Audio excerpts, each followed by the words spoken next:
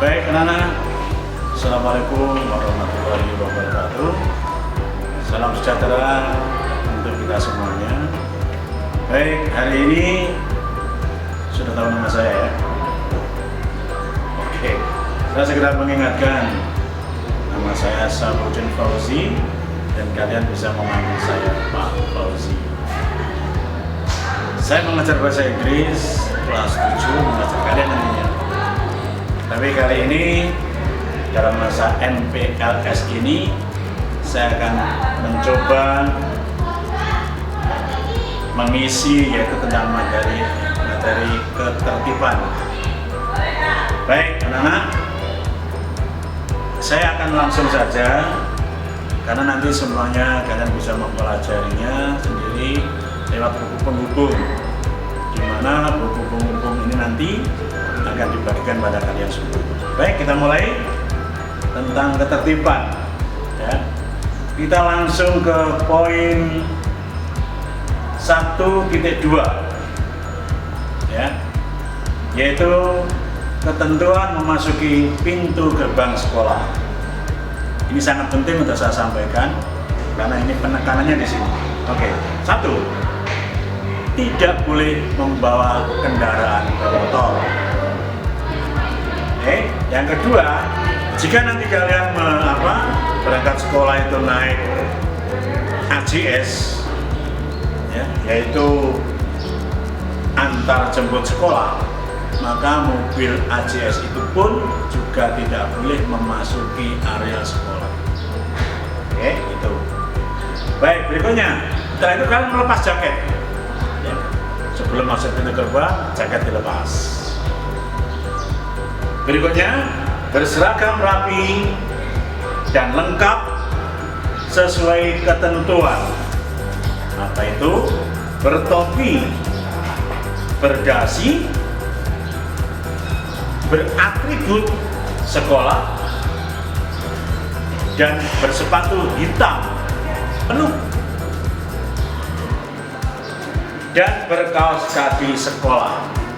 Dan pada hari Jumat kalian wajib memakai hasut. Nah, seperti apakah seragam yang diterapkan di SMP Negeri 24? Ayo kita lihat tayangan berikut ini ya. Untuk hari Senin, Selasa, dan Rabu ini dia. Oke. Sedangkan untuk hari Kamis, ini coba perhatikan untuk hari Kamis.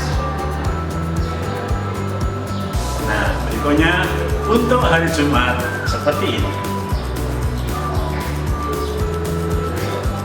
Paham ya? Ini yang wajib mengucapkan. Oke, berikutnya. Rekaman, jangan rame-rame yang di depan. Memakai ID card. Sedang rekaman. Nanti kalau kalian sudah masuk tatap muka, sekolah akan membagikan ID card yang harus kamu pakai setiap hari, dikalungkan. Ngerti ya? Oke. Berikutnya, wajib membawa buku penghubung. Memberi hormat kepada Bapak dan Ibu guru yang ada di depan. Tapi karena ini masih musim pandemi, maka kalian cukup seperti ini. Nah, jika nanti pandemi udah lewat, kalian baru boleh berjabat tangan. Gitu ya? Oke. Nah, bagi kalian yang membawa sepeda angin, jangan lupa parkirlah di tempat yang telah ditentukan. Itu poin penting pada angka 1.2. Camkan ya. Oke, berikutnya, hal tidak masuk sekolah. Saya tidak perlu secara rinci menjelaskan di sini. Nanti kalian bisa mempelajarinya sendiri lewat buku penghubung yang nanti akan dibagikan pada kalian masing-masing. Ya, oke. Saya akan berlanjut ke sahabat dulu. Ya, tentang kewajiban siswa. Kewajiban siswa itu pun Pak Fauzi tidak perlu membahas secara rinci di sini. Kalian bisa mempelajari sendiri lewat buku nanti. Oke, kita akan langsung menuju ke Ya, sabar dulu. Nah, ini anak-anak yang paling penting. Apa itu? Poin B. Ya, nanti kalian baca poin B, yaitu pedoman pembobotan pelanggaran. Ini sangat penting, karena akan sangat mempengaruhi kalian naik dan tidaknya kalian di sekolah ini. Satu contohnya ya, saya nggak perlu semuanya. Membawa sesuatu yang tidak ada kaitannya dengan kegiatan pembelajaran. Contoh, kalian membawa mainan, domino, kartu, itu kan nggak ada hubungannya dengan pembelajaran. Maka jika kena razia, maka kamu sudah mengantongi angka 5. Apa itu? Kamu sudah melanggar aturan dengan bobot 5. Itu apa? Membawa barang yang tidak ada hubungannya dengan pembelajaran. Oke? Berikutnya, yang nomor 2, mengganggu proses kegiatan pembelajaran. Nah, kamu kalau di kelas suka ganggu temannya, jahil sama temannya, bikin gaduh, bikin onar, itu namanya poin kamu mengganggu proses kegiatan pembelajaran. Dan poinnya 10. Cukup berat bukan? Jangan sampai ya, hindari ya. Oke, berikutnya, udah nanti kalian pelajari sendiri lagi. Nah, ini coba saya yang penting sekali, yang seringkali terjadi, yaitu nomor 5. Apa itu? Mencatut nama, profesi ayah atau ibu siswa lain sebagai bahan olok-olok. Kenapa ini penting? Seringkali terjadi toh. Kamu mengetahui nama ayah dari teman kamu. Kamu juga tahu pekerjaan ayah dari teman kamu. Dan seringkali kamu menggunakan ini sebagai bahan olok-olok di kelas. Betul nggak? Oh iya. Banyak sekali kejadian seperti itu sehingga membuat anak yang kamu awal itu menjadi tidak pede, minder. Kenapa? Profesi ayahnya disangkut pautkan dalam, ya mungkin maunya hanya just kidding, guyon mungkin ya, tapi ini kalau melampaui batas sangat menyakitkan hati. Hindari itu. Kenapa?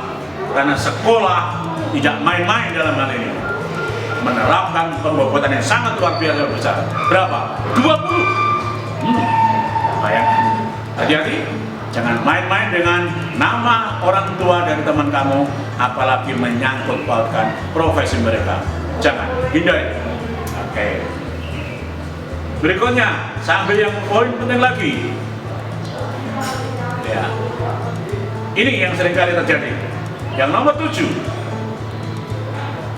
mengancam orang lain, baik fisik maupun non-fisik, secara lisan maupun tulisan. Kenapa ini penting? Seringkali terjadi anak-anak, alah gara-gara masalah sedikit aja, sepele aja, diancam, awas kan benang Joko. Begitu kan? Awas kan, tak keroyok nanti. Nah, itu mengancam itu namanya. Atau mungkin lewat tulisan, tulis di selembar kertas. Ya, dan kamu tempelkan di punggung teman kamu yang kamu ancam tadi, atau taruh di depannya. Nah, itu namanya mengancam lewat tulisan. Hati-hati anak-anak, jangan sekali mengancam seperti ini, karena sekolah menerapkan pembobotan pelanggaran yang sangat tinggi untuk itu. Berapa poinnya? Nah, 20. Luar biasa. Sekolah melindungi kalian semua di sini. Semua harus merasa tenang di sini, merasa nyaman di sini. Kita semua keluarga. Jangan sampai ada di antara kalian yang membuat orang lain tidak nyaman ketika mereka mau ke sekolah. Ingat, bobotnya 20, sangat luar biasa besar. Oke, berikutnya kita lewati aja, nanti yang lain pelajari sendiri ya. Oke, ini yang seringkali terjadi. Apa itu? Nah, nomor 10, meminta sesuatu atau uang dengan paksa. Bahasa kalian adalah apa? Malak. Berapa bobotnya? Sangat luar biasa besar. Kalau kamu melakukan itu, pelanggaran kamu bicara dalam bentuk poin. Berapa itu? 40. Jangan sekali-kali malak teman kamu. Minta uang, minta apapun dengan paksa. Dilarang keras. Ingat ya, poinnya berapa? 40. Sangat luar biasa besar. Oke. Nah, ini berikutnya yang sering kali terjadi. Nah, ini ya. Nomor 13. Membawa rokok atau merokok. Apa bedanya membawa rokok dan merokok? Nah, kalau merokok mungkin nggak bawa ya. Nah, mungkin minta temannya. Tapi merokok, luar biasa besar anak-anak poinnya. Berapa itu? 50 poinnya. Mengerikan ini. Maka jangan sekali-kali membawa rokok ataupun merokok. Nah, oke, ini berikutnya yang tidak kalah penting lagi, membawa senjata tajam, senjata api apalagi, atau alat apapun yang patut diduga dapat membahayakan, mencederai diri sendiri dan orang lain. Contoh, kamu bawa ikat pinggang tapi yang rantai itu, ya, yang ada geriginya itu, wah itu juga tidak boleh. Poinnya berapa anak kalau membawa seperti itu? Poinnya 40. Nah, berikutnya, poinnya anak-anak, poin 15. Ini juga sangat penting. Hati-hati kamu ya. Yaitu apa? Melihat atau membawa tulisan, atau melihat gambar, atau melihat video porno. Poinnya sangat berat. Berapa itu anak-anak? 50. Bayangkan, ini pelanggarannya sangat berat. Hati-hati untuk itu. Yang berikutnya, memperlihatkan, mengedarkan tulisan, atau memperlihatkan gambar, atau memperlihatkan video porno. Poinnya juga 50. Sangat luar biasa besar. Hati-hati, hindari itu ya. Oke. Berikutnya, barangkali yang terakhir ini, nah, membawa narkotika atau zat adiktif lainnya. Wow, sekolah sangat berharap ini tidak terjadi pada kalian. Buktinya apa? Sanksinya sangat berat, yaitu poin kamu 60. Luar biasa besar. Atau mengkonsumsi narkotika dan zat adiktif lainnya, poinnya juga 60. Mengedarkan narkotika dan zat adiktif lainnya, poinnya 75. Dan kamu sekali aja melakukan itu, kamu tidak bisa naik kelas. Hati-hati itu. Nah, berikutnya yang masih sering kali terjadi, berkelahi,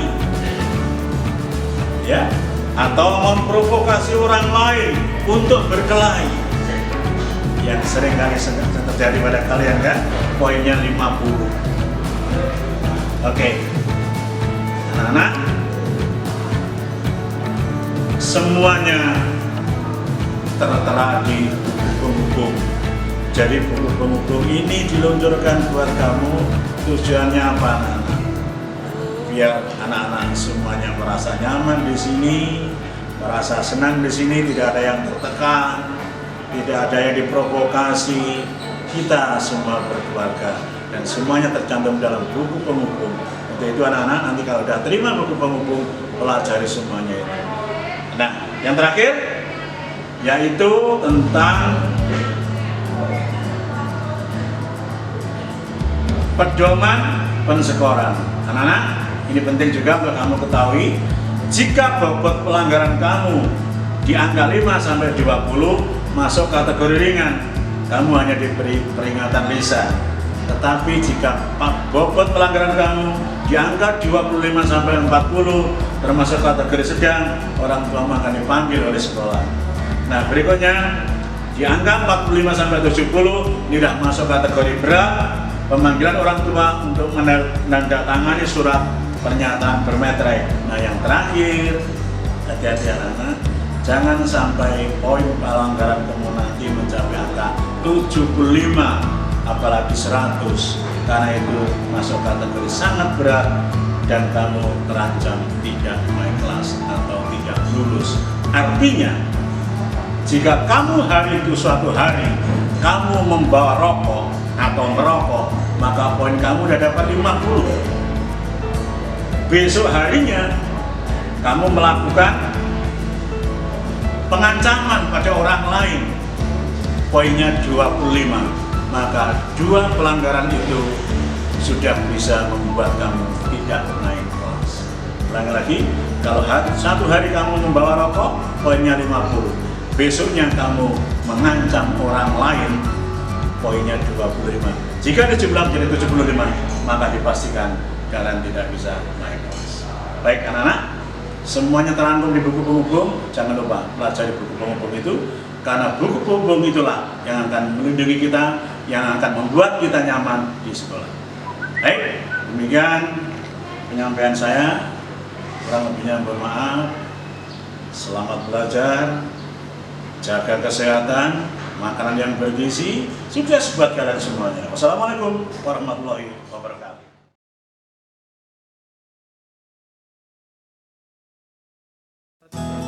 Assalamualaikum warahmatullahi wabarakatuh.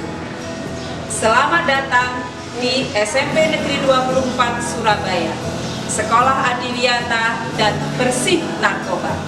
Salam bumi, salam sehat. Saya Ibu Sri Hartati, Koordinator Adiwiyata. Mari bergabung dengan sekolah kebanggaan kita dengan visi 5B: beriman, berakhlak, berprestasi, berbudaya lingkungan, dan bersih narkoba. SMP Negeri 24 Surabaya adalah sekolah adiwiyata nasional yang akan menuju ke adiwiyata mandiri. Dengan perubahan undang-undang baru yaitu nomor 52 dan 53 tahun 2019, maka sekolah kita pun juga sudah menerapkan atau sudah melakukan PRLH, yaitu dengan kebersihan, fungsi sanitasi dan drainase. Kemudian yang kedua adalah pengelolaan sampah. Yang ketiga adalah penanaman dan pemeliharaan pohon. Kemudian konservasi air, konservasi energi, dan inovasi terkait dengan PRLH. Mari kita sama-sama menyaksikan materi tentang adiwiyata. Silakan untuk menyaksikan.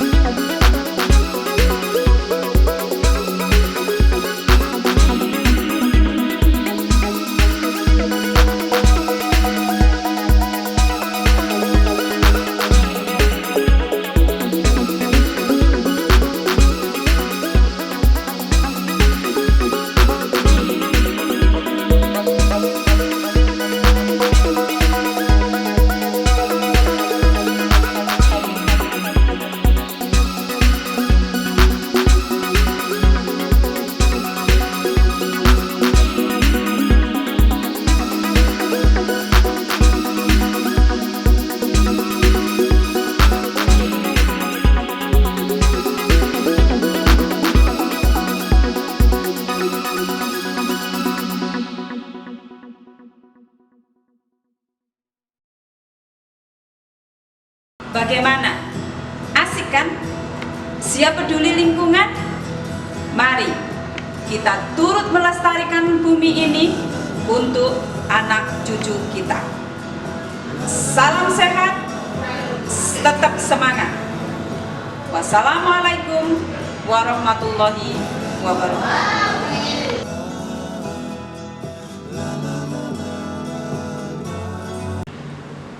Assalamualaikum warahmatullahi wabarakatuh.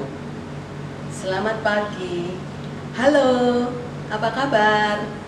Selamat datang di SMP Negeri 24 Surabaya. Semoga kalian kerasan ya.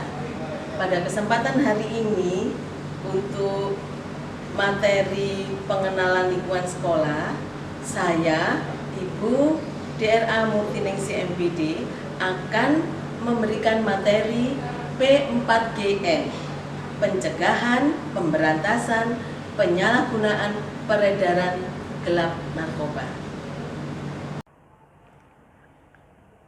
Pelajar sehat dan berprestasi tanpa narkoba. Pengertian, istilah narkoba adalah singkatan dari narkotika, psikotropika, dan bahan adiktif atau berbahaya lainnya. Pengertian lebih jelasnya adalah sebagai berikut. Narkotika adalah zat atau obat yang berasal dari tanaman atau bukan tanaman, baik sintetis maupun semisintetis, yang dapat menyebabkan penurunan atau perubahan kesadaran, hilangnya rasa, mengurangi sampai menghilangkan rasa nyeri, dan dapat menimbulkan ketergantungan. Psikotropika adalah zat atau obat baik alamiah maupun sintetis, bukan narkotika, yang berkhasiat psikoaktif melalui pengaruh selektif pada susunan saraf pusat yang menyebabkan perubahan khas pada aktivitas mental dan perilaku. Bahan adiktif atau berbahaya lainnya adalah bahan lain bukan narkotika atau psikotropika yang penggunaannya dapat menimbulkan ketergantungan. Jenis narkoba yang pertama, heroin. Karakteristiknya merupakan narkoba yang sangat cepat menimbulkan ketergantungan. Berupa serbuk putih dengan rasa pahit, dalam pasaran warnanya bisa putih, coklat atau dadu. Cara penggunaannya dapat disuntikkan, dihirup, dan dimakan. Efek yang ditimbulkan ketika mengkonsumsi heroin ini yaitu menimbulkan rasa lesu, penampilan dungu, jalan ngambang, rasa senang berlebihan. Ketika konsumsi dihentikan menimbulkan rasa sakit dan kejang-kejang, kram, mata berair, hidung berlendir, hilang nafsu makan, dan kehilangan cairan tubuh. Apabila overdosis bisa menimbulkan kematian. Ini gambarnya heroin atau putau seperti ini. Untuk opium, bahan baku candu seperti ini. Ini bentuk penyelundupan heroin melalui perut. Dimakan, kemudian ini dikeluarkan melalui feses.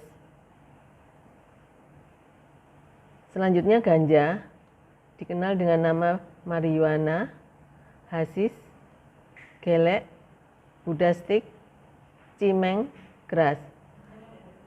Karakteristiknya menimbulkan ketergantungan psikis yang diikuti oleh kecanduan fisik dalam waktu lama, terutama bagi mereka yang telah rutin menggunakannya.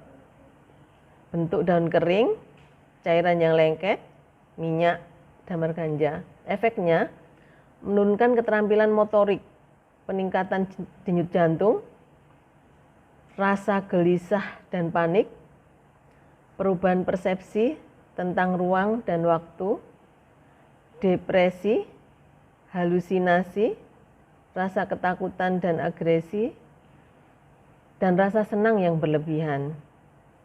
Komplikasi kesehatan pada daerah pernafasan, sistem peredaran darah, dan kanker. Ini bentuk ganja seperti ini. Kemudian ekstasi, karakteristiknya bentuknya berupa tablet dan kapsul warna-warni. Cara penggunaan ditelan secara langsung. Efeknya mendorong tubuh melakukan aktivitas melampaui batas maksimum. Peningkatan detak jantung dan tekanan darah, rasa senang berlebihan, hilangnya percaya diri. Setelah efek di atas biasanya terjadi perasaan lelah, cemas, dan depresi yang dapat berlangsung beberapa hari. Gerakan tak terkontrol, mual, muntah, sakit kepala, hilang selera makan, dan rasa haus yang berlebihan. Kematian terjadi karena tidak seimbangnya cairan tubuh, baik karena dehidrasi maupun terlalu banyak cairan. Bentuk ekstasi demikian. Kemudian metamfetamin. Karakteristiknya bentuknya berupa kristal dan cairan. Mudah larut dalam alkohol dan air. Cara penggunaannya dihisap dengan bantuan alat atau bong. Efeknya menimbulkan perasaan melayang sementara yang berangsur-angsur. Membangkitkan kegelisahan luar biasa. Aktivitas tubuh dipercepat berlebihan. Penggunaan sabu yang lama akan merusak tubuh, bahkan kematian karena overdosis. Pada mata akan melihat sesuatu yang tidak Anda ingin lihat. Ini bentuknya sabu seperti ini. Kokain.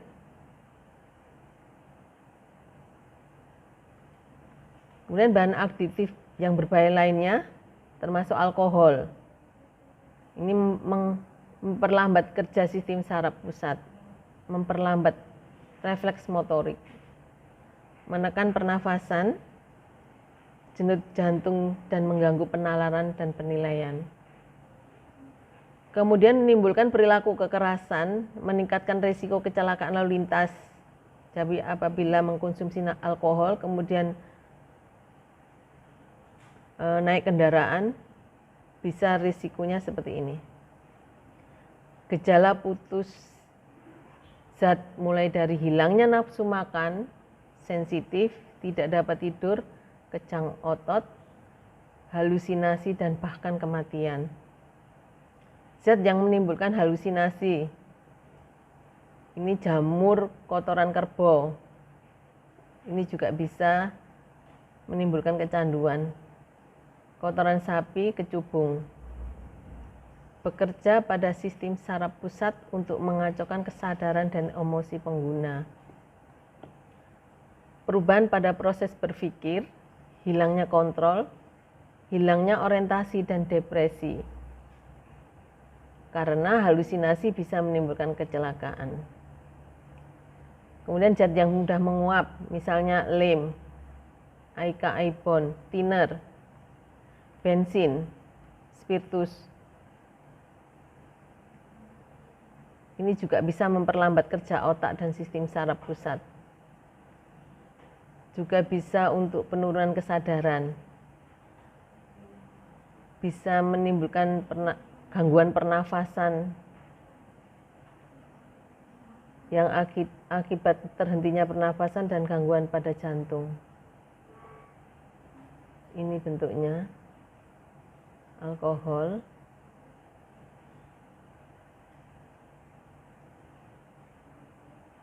ciri pengguna dan akibat penyalahgunaan narkoba. 1. Akibatnya malas, badan kurus, ini sering pakai jaket, cadel, sempoyongan, sering sakit, sering mual, yang akibatnya menjadi prestasi menurun. Kemudian tertawa tanpa sebab, suka bohong, suka melawan atau pemarah, acuh, gelisah. Ini akibat penyalahgunaan narkoba. Bisa menimbulkan penyakit AIDS, hepatitis, kekerasan, kejahatan, putus sekolah, melakukan kriminalitas, gangguan jiwa. Kalau overdosis bisa menimbulkan kematian. Ini pengguna putau. Untuk pada otak, pengguna putaunya bisa seperti ini. Terganggu perhatiannya dan daya ingatnya. Dampaknya sering bohong. Pada mulut, pengguna putau bicaranya cadel. Pada jantung, mengalami tekanan darah tinggi, gelisah dan berkeringat dingin. Pada kulit, takut pada air. Biasanya yang kecanduan putau ini tidak mau mandi.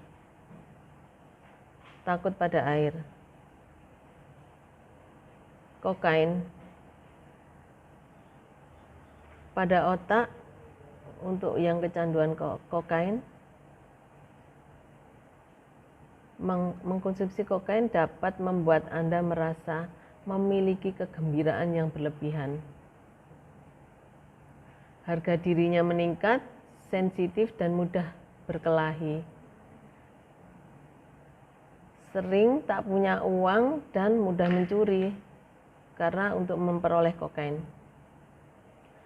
Pada mata, pengguna kokain, matanya melebar, tetapi akan tidur berhari-hari tanpa makan dan minum. Bisa kuat ini. Pencernaan untuk yang kecanduan kokain ini membuat Anda mual-mual terus dan muntah. Dampaknya sering kejang. Pada jantung, pengguna kokain mengalami tekanan darah tinggi, gelisah dan berkeringat dingin. Pada kulit, pengguna kokain kulitnya bintik-bintik merah. Kemudian ganja, untuk yang kecanduan ganja ini pada otaknya tidak pernah peduli dengan lingkungan dalam jangka lama, struktur syarat rusak, berdampak menjadi seorang pemimpi dan apatis. Perasaannya senang terus, tapi daya ingatnya terganggu dan selalu depresi. Pada mata seperti ini bentuknya. Pencernaannya, nafsu makan meningkat karena sering mengendalikan diri kurang terkontrol. Kemudian mengakibatkan levernya rusak. Untuk ekstasi ini, penggunaan ekstasi dapat menyebabkan penyempitan pembuluh darah otak, depresi, paranoid, bahkan kerusakan permanen pada otak. Kemudian menyebabkan dehidrasi ketika Anda bergerak terus-menerus. Menyebabkan kerusakan pada ginjal dan hati. Reaksi buruk ekstasi dapat terjadi bahkan ketika Anda dalam kondisi sehat. Pengguna sabu seperti ini. Menggunakan sabu-sabu dan akan mulai melihat sesuatu yang tidak ingin Anda lihat. Mengkonsumsi sabu-sabu dapat membuat Anda mudah panik dan mengubah kepribadian Anda secara permanen. Sabu-sabu dapat membuat Anda ketakutan atau paranoid selama lebih dari 12 jam dan membuat Anda takut ketemu orang tua sekalipun. Memori otak Anda akan bereaksi dan Anda akan teringat masa lalu. Biasanya tentang kejadian yang buruk. Untuk gejala ketagihan narkoba, pertama, tulang sekujur tubuh terasa sakit dan nyilu. Otot terasa kaku, kepala terasa hendak pecah, tenggorokan berisi cairan kental, mata berair, hidung berlendir seperti flu, terus-menerus batuk dan sering menguap, tekanan darah dan suhu tubuh tinggi, kemudian menggigil kedinginan, tidak berani menyentuh air, menyembunyikan diri dari lingkungan keluarga. Apa peran pelajar? Kenapa sih kita sampai nyandu narkoba itu? Pertama, coba-coba. Rasa ingin tahu saja. Akhirnya ketagihan. Dan ikut-ikutan teman sebagai solidaritas. Kalau tidak ikut, tidak dianggap teman. Kemudian hanya untuk senang-senang. Kemudian mengikuti tren biar terlihat gaya dan modis. Ingin menunjukkan kehebatan dan kesan dewasa. Kemudian lari dari kebosanan. Pengertian yang salah. Keinginan untuk diterima oleh lingkungan, kemudian tidak siap mental untuk menolak narkoba secara tegas. Bagaimana cara menolak ajakan teman untuk menggunakan narkoba? Katakan tidak pada narkoba, walaupun teman dekat sekalipun. Harus siap mental bila mereka mencap dengan julukan tertentu seperti banci, ayam sayur, lembek, nggak modern. Katakan dengan tegas dan bijaksana untuk menolak. Misal, maaf saya tak tertarik untuk yang satu ini. Sorry deh, gua nggak mau. Tatap matanya, bersikaplah dengan tenang. Cepat berlalu dan katakan, gua ada urusan lain. Sorry nih, aku harus les dulu. Dan macam-macam alasan. Gantilah topik pembicaraannya. Yang perlu diwaspadai sebagai tempat transaksi narkoba di lingkungan sekolah. Ini halaman parkir sekolah, tapi kalau halaman parkir sekolah kita tidak mungkin lah masuk ya, karena ada satpam di depan. Biasanya kalau halaman parkir sekolah ini yang di luar, parkir di luar sekolah.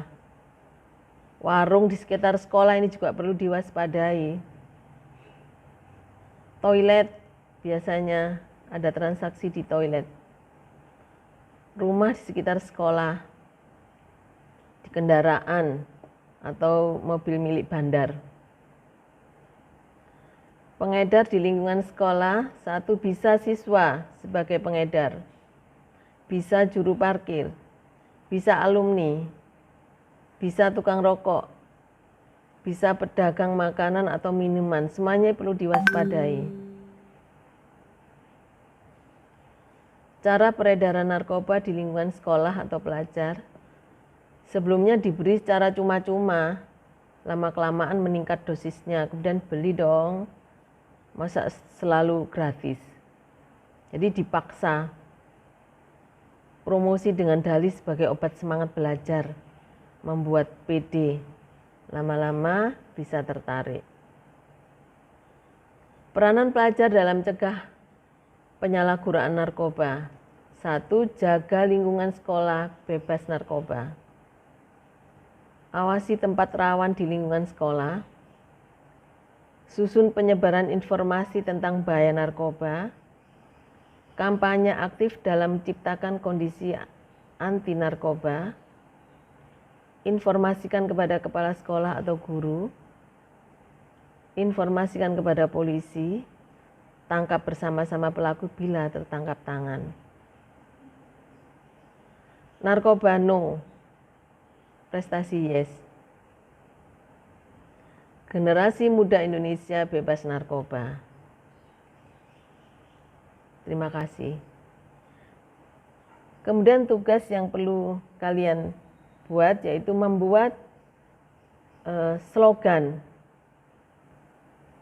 anti narkoba, ditulis atau dibuat atau digambar di kertas gambar. Buat sebaik mungkin ya. Terima kasih. Assalamualaikum warahmatullahi wabarakatuh. Demikian materi pengenalan lingkungan sekolah yang saya sampaikan. Semoga apa yang tadi saya sampaikan dapat bermanfaat buat kalian semua. Say no to narkoba, prestasi yes. Salam sehat. Wassalamualaikum warahmatullahi wabarakatuh.